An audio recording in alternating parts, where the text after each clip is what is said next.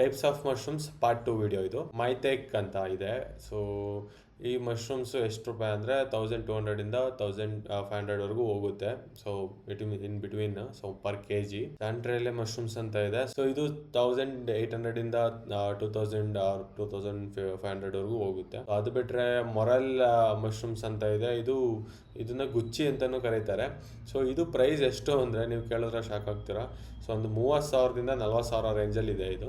So ಇದೇನಿಲ್ಲ, ಬೇರೆ ಕಂಟ್ರೀಸಿಗೆ ಬರೀ export ಆಗುತ್ತೆ ಅಷ್ಟೇ ಇದು. ಸೊ ಇಂಡಿಯಾಯಿಂದ ಇಲ್ಲಾರು ಅಷ್ಟೊಂದು ಕನ್ಸ್ಯೂಮ್ ಮಾಡಲ್ಲ. ನೆಕ್ಸ್ಟು ಕಿಂಗ್ ಆಯಿಸ್ಟರ್ ಮಶ್ರೂಮ್ ಅಂತ ಬರುತ್ತೆ.